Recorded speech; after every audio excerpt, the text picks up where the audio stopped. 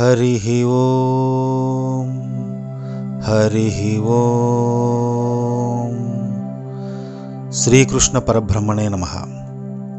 భారతదేశంలో సంస్కృతికి, సంప్రదాయాలకి, ఆచారాలకి ప్రతిబింబంగా అనేక పండుగలు జరుపుకుంటాం. ఏ పండక్కి ఆ పండగే ప్రత్యేకమైనది. అయినప్పటికీ వాటిల్లో దీపావళి ఇంకా విశిష్టమైంది.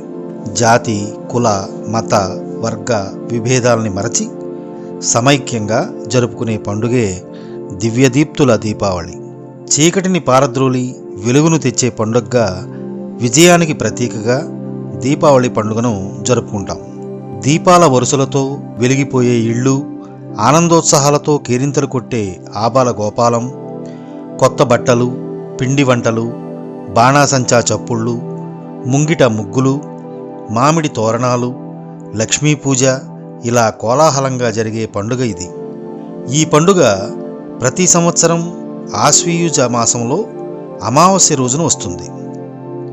ఆ రోజున అందరూ మహాలక్ష్మీదేవికి పూజ చేస్తారు. దీనికి కారణమైన ఒక కథ ఉంది. పూర్వం దుర్వాస మహర్షి ఒకసారి తనకు విద్యాధరులు భక్తి గౌరవాలతో ఇచ్చిన అపూర్వమైన పుష్పమాలికని ఇంద్రునికి ఇచ్చాడు. ఇంద్రుడు కనీస మర్యాద ఇవ్వకుండా తాను ధరించవలసిన ఆ మాలికని తన వాహనమైన ఐరావతంపై వేశాడు. అది కిందికి విసిరికొట్టి కాలితో తొక్కివేసింది. అది చూసిన దుర్వాసుడు ఆగ్రహం చెంది, ఏ సంపదని చూసుకుని గర్విస్తున్నావో ఆ సిరి అంతా సముద్రంలో పడుగాక అని శపించాడు. ఇంద్రుడు రాజ్యాన్ని, సర్వసంపదల్ని పోగొట్టుకుని దిక్కుతోచక శ్రీ మహావిష్ణువుని ప్రార్థిస్తాడు. ఈ పరిస్థితిని గమనించిన విష్ణువు ఒక జ్యోతిని వెలిగించి దానిని శ్రీ మహాలక్ష్మి స్వరూపంగా తలచి పూజించమని ఇంద్రునికి చెప్తాడు. ఇంద్రుడు అలాగే చేసి తిరిగి త్రిలోకాధిపత్యాన్ని, సర్వ సంపదల్ని పొందుతాడు. ఆ సమయంలో శ్రీ మహావిష్ణువు చెంతనే ఉన్న మహాలక్ష్మీదేవిని ఇంద్రుడు, తల్లి, నువ్వు కేవలం విష్ణువు దగ్గరే ఉండడం న్యాయమా? నీ భక్తుల్ని కరుణించవా అని అడిగాడు. అప్పుడు ఆ తల్లి సమాధానం ఇస్తూ, త్రికరణ శుద్ధిగా ఆరాధించే భక్తులకి వారి వారి అభీష్టాలకి అనుగుణంగా మహర్షులకి మోక్షలక్ష్మి రూపంలో, విజయాన్ని కోరేవారికి విజయలక్ష్మి రూపంగా, విద్యార్థులకి విద్యాలక్ష్మిగా, ఐశ్వర్యాన్ని కోరి ఆరాధించే వారికి ధనలక్ష్మిగా, వారి సమస్త కోరికలు నెరవేర్చే మహాలక్ష్మీదేవిగా ప్రసన్నురాలవుతానని సమాధానమిచ్చింది. ఆ లక్ష్మీదేవిని జ్యోతి రూపంలో ఆరాధిస్తే 10 ఫలితం ఉంటుంది. దీపం జ్యోతి పరం బ్రహ్మ, దీపం సర్వతమోపహం, దీపేన సాధ్యతే సర్వం, సంధ్యాదీప నమోస్తుతే.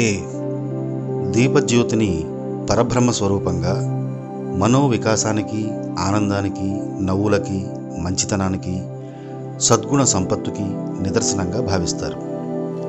స్త్రీలంతా దీపావళి నుండి కార్తీక మాసం అంతా సంధ్యా సమయాల్లో మట్టి ప్రమిదల్లో దీపాలని వెలిగిస్తారు.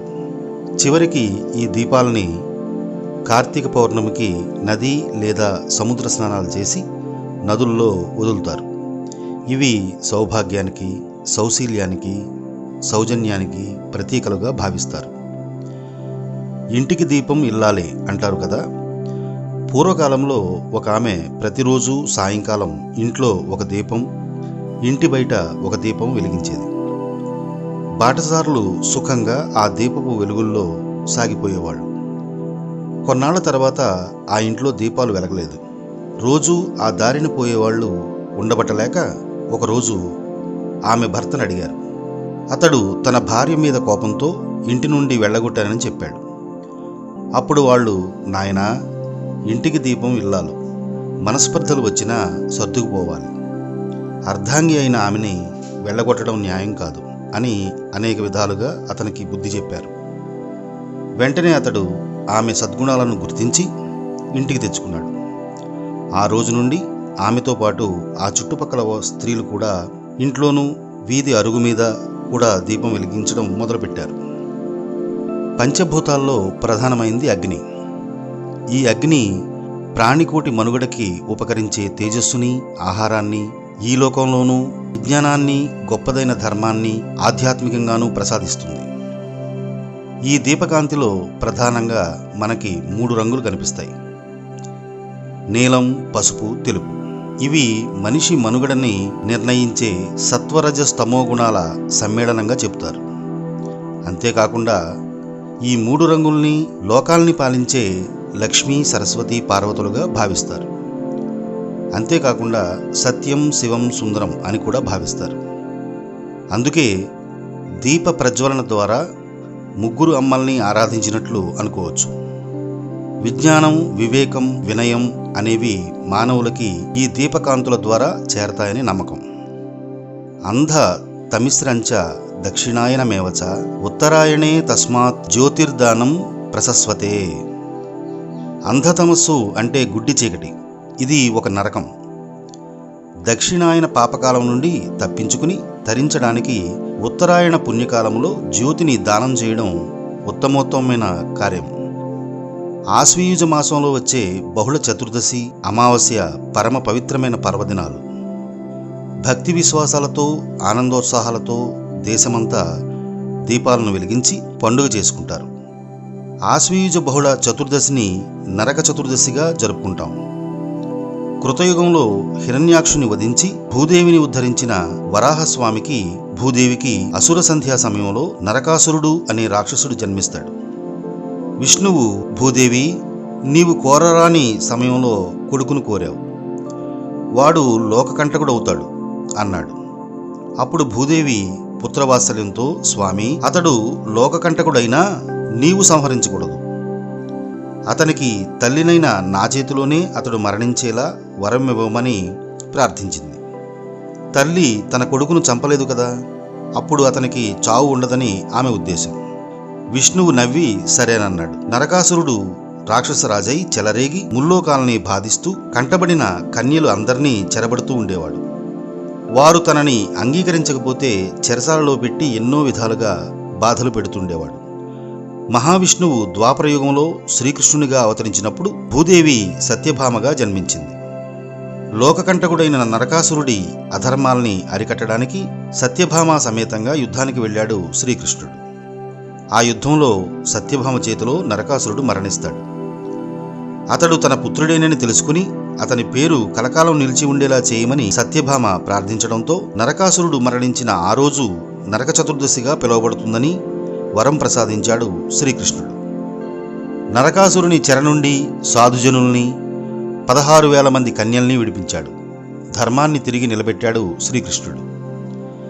నరకాసురుని పీడ విరగడైందన్న సంతోషంతో ఆ మరుసటి రోజు ప్రజలు సంబరాలు జరుపుకున్నారు. ఈ సంబరాలు జరుపుకునే రోజు అమావాస్య కావడంతో చీకటిని పారద్రోలుతూ ప్రజలు దీపాలతో తోరణాలు వెలిగించి బాణాసంచా కాల్చి వేడుక చేసుకున్నారు. కాలక్రమంలో అదే దీపావళి పర్వదినంగా మారింది. తర్వాత కొత్త తెలుపు రంగు వస్త్రపు ముక్కల్ని గోగు కాడలకు కట్టి నూనెలో ముంచి వాటిని వెలిగించి ఇంట్లో ఉన్న పిల్లలతో వాటిని గుండ్రంగా తిప్పిస్తూ దివ్వి దివ్వి దీపావళి, మళ్లీ వచ్చే నాగుల చవితి అంటూ దిష్టి తీయడం కొన్ని ప్రాంతాల్లో కనిపిస్తుంది.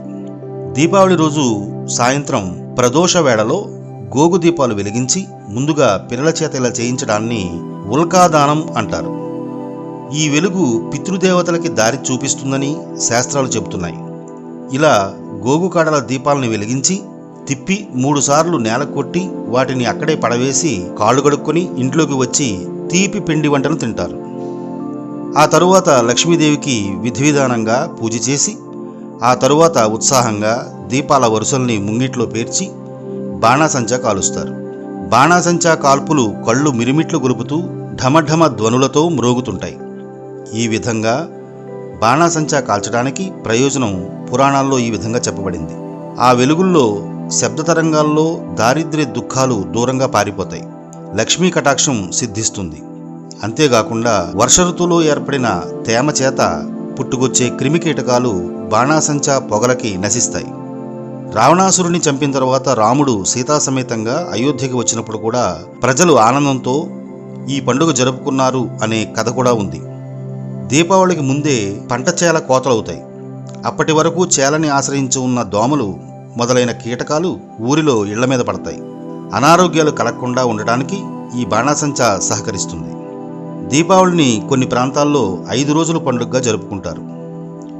ఆశ్వీయుజ బహుళ త్రయోదశితో ప్రారంభమైన దీపావళి వేడుకలు కార్తీక శుద్ధ విధియ భగినీహస్త భోజనంతో ముగిస్తారు. ప్రపంచంలో చాలా దేశాల్లో ఇంచుమించుగా దీపావళిని పోలిన పండుగలు చేసుకునేవారు ఉన్నారు. దీపావళి పండుగతో అనుసంధానమై ఉన్న ప్రాచీన గాథలు ప్రబోధించిన ప్రేమానురాగాలు, సహాయ సహకారాలు, సత్యధర్మ నిష్టలు ఆచరించినప్పుడే మన జీవితాల్లో వెలుగుపూలు విరబోస్తాయి, ఆనంద వీచికలు వేస్తాయి. ఇక మరొక అంశంతో మళ్ళీ కలుద్దాం. హరి ఓం, హరి ఓం.